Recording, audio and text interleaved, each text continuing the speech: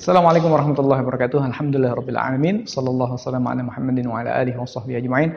Wa ba'du. Teman-teman sekalian saya rahmatullah, kita sambung lagi ya video kita pembelajaran bahasa Arab dari buku belajar bahasa Arab dari kitab Nurul Islam. Kali ini kita akan lanjutkan pembahasan kita yaitu masuk pada isim yang pertama dari isim-isim yang dirabi nasab, yaitu apa teman-teman? Yaitu adalah ismu inna wa akhwatiha. Isimnya inna dan kawan-kawan. Tadi sempat kita sampaikan bahwa dulu kita ketika membahas tentang isim-isim yang marfu, apa itu? Khobarnya inna dan kawan-kawan. Khobarnya inna dan kawan-kawan termasuk isim yang marfu. Jadi kita ingat bahwa mubtada khabar, dua-duanya adalah marfu. Mubtada marfu, khabar marfu. Lalu kemudian ketika kedatangan oleh inna dan kawan-kawan, maka inna dan kawan-kawan ini merusak hukumnya mubtada khabar. Yang mubtada menjadi mansub sebagai isimnya inna dan kawan-kawan, sementara yang khabarnya marfu tetapi bukan menjadi khabarnya mubtada, sebaliknya dia menjadi khabarnya inna dan kawan-kawan. Nah, teman-teman sekalian rahimakumullah, untuk khabarnya inna dan kawan-kawan telah kita sampaikan pada pembahasan-pembahasan sebelumnya, dan kali ini kita akan sampaikan pembahasan tentang isimnya kana, yaitu al-mansubat, termasuk isim-isim yang isimnya inna, mohon maaf, isimnya inna yang termasuk al-mansubat, isim-isim yang di i'rab nasab. Nah, isim inna dan kawan-kawan ya. Yang pertama kita contohkan inna di sini. Kita lihat innad dina 'indallahil islamu. Aslinya adalah, susunan aslinya adalah ad-dinu 'indallahi al-islam. Kita perhatikan ad-dinu 'indallahi al-islam. Nah, kita lihat di sini kata ad-dinu marfu, dia menjadi mubtada ya. Kemudian al-islamu marfu juga, dia menjadi khabar. Ini tandanya kha, ini tandanya mubtada mim. Ad-dinu 'indallahi al-islamu. Agama di sisi Allah itu adalah Islam. Nah, ketika kita masukin inna, maka kita lihat perubahan. Innad dina 'indallahi al-islamu. Di sini pada kata al-islamu tidak terjadi perubahan secara i'rab, tetapi terjadi perubahan posisi. Jadi terjadi reposisi ya, perubahan posisi. Al-Islam yang awalnya marfu sebagai khabarnya mubtada, sekarang dia marfu menjadi khabarnya inna. Oke, itu sudah pernah kita sampaikan, mudah-mudahan tidak lupa. Dan untuk kata ad-din yang awalnya marfu menjadi mubtada, kali ini dia harus nasab. Dia harus nasab karena menjadi isimnya inna. Nah, inilah yang kemudian kita maksud dengan ismu inna wa akhwatiha, isimnya inna dan kawan-kawan ya. Karena ad-din adalah isim mufrad, maka dia tanda rafa'nya adalah fathah. Ya, dan karena dia tidak termasuk isim yang maksur ataupun isim mangkus, yakni isim yang tidak berakhiran dengan alif dan tidak berakhiran dengan ya, maka dia nasab dengan fathah yang zahirah. Yani nasab dengan fathah yang nampak ya, dia tidak berakhiran alif, mohon maaf, dia tidak berakhiran alif, maka dia nasab dengan fathah yang zahirah. Alamat atau tanda nasabnya adalah fathah yang nampak. Nah, teman-teman sekalian rahimakumullah, kita lihat lagi contoh yang kedua. Ini sudah. Kemudian contoh yang kedua adalah ka'annan nasa fi hiratin. Seolah-olah atau nampaknya manusia berada dalam kebingungan. Susunan aslinya teman-teman sekalian rahimakumullah adalah an-nasu fi hiratin.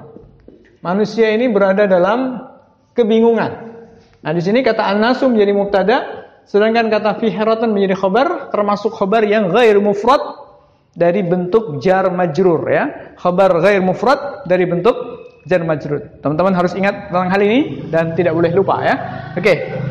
Nah, di sini kata an-nasu marfu menjadi mubtada, tetapi setelah kedatangan oleh ka'anna, maka an-nas di sini tidak lagi marfu, sebaliknya dia menjadi mansub ya, tetapi dia menjadi mansub dengan tanda fathah yang zahirah. Kenapa fathah yang nampak, yang zahirah teman-teman? Karena dia tidak termasuk isim mangkus, yakni isim yang berakhiran isim maksur ya, isim yang berakhiran dengan alif. Nah, teman-teman sekalian rahimakumullah. Kemudian contoh yang ketiga, laita corona lam yadkhul biladal muslimin. Yang artinya adalah laita corona, andai kata corona ini lam yadkhul biladal muslimin, tidak pernah masuk ke negeri-negeri kaum muslimin. Di mana kata laita ini fungsinya adalah untuk tamanni, mengharapkan sesuatu yang tidak mungkin terjadi karena ini sudah lewat, maka tidak mungkin bisa kita pungkiri ya, karena sudah nyata ada. Nah, laita corona lam yadkhul biladal muslimin. Di sini kita lihat ada kata corona. Nah, asli susunannya adalah corona lam yadkhul biladal muslimin. Ini susunan aslinya. Corona lam yadkhul biladal muslimin. Nah, corona lam yadkhul, belum masuk biladal muslimin, ke negeri-negeri kaum muslimin. Dulu waktu awal Januari 2019 belum masuk ke negeri-negeri kaum muslimin. Nah, tetapi sekarang beda lagi. Nah, kemudian kata corona di sini, teman-teman, marfu ini, ya, marfu menjadi mubtada.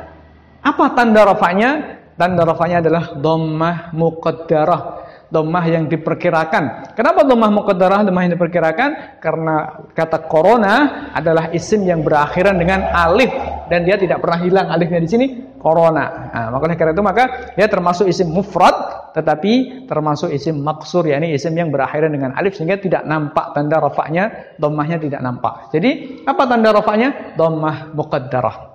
Nah, di sini teman-teman sekalian saya rahimakumullah, ketika dia kemasukan oleh laita, di mana laita memiliki amal atau memiliki tugas menasabkan isim dan merafa'kan khabar, maka kata corona ini yang awalnya marfu posisinya sekarang mansub menjadi isimnya laita. Apa tanda nasabnya teman-teman sekalian saya rahimakumullah? Maka jawabannya tanda nasabnya adalah fathah muqaddarah, yaitu fathah yang diperkirakan.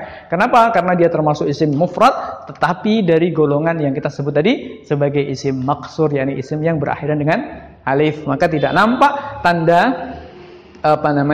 tanda nasabnya. Teman-teman sekalian saya rahimakumullah.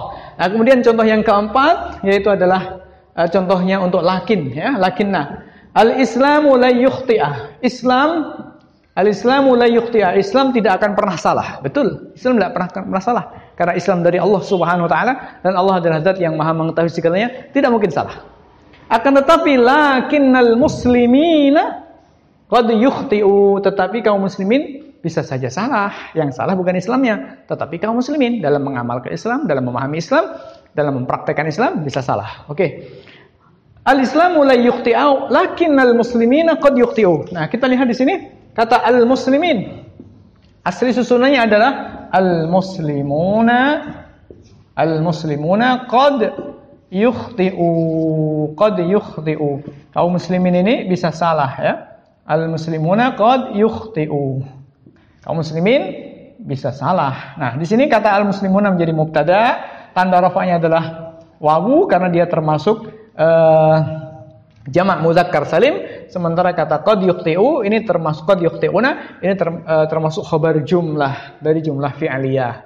Baik teman-teman sekalian rahimakumullah. Nah, ketika kemudian kemasukan oleh lakinna, di sini ada lakinna, dimasuki oleh kata lakinna, maka jadinya bukan lagi al-muslimin tetapi al-muslimina, ya. Al-muslimin wawu berganti dengan ya. Kenapa seperti itu? Karena menjadi isimnya lakinna. Lakinna adalah temannya inna. Inna memiliki tugas apa? Yaitu menasabkan isim dan merafa'kan khabarnya. Nah, karena ini dinasabkan maka menjadi al-muslimina, yang mana tanda nasabnya adalah ya, karena termasuk jamak muzakkar salim. Teman-teman sekalian rahimakumullah, mudah-mudahan bisa difahami secara global tentang pembahasan inna dan saudara-saudaranya. Untuk lebih jauh contoh-contoh yang ada pada isim inna dan kawan-kawan bisa kita lihat pada contohnya al-marfu'at, yaitu khobarnya inna dan kawan-kawan. Di sana pasti ada isimnya, ya. Apakah isim berupa dhamir, apakah berupa isim tasniyah, apakah yang lain? Silahkan kita lihat khususnya di buku-bukunya, maka ada contoh-contoh yang lain. Demikian insyaallah, mudah-mudahan jelas. Kurang lebih mohon maaf. Assalamualaikum warahmatullahi wabarakatuh.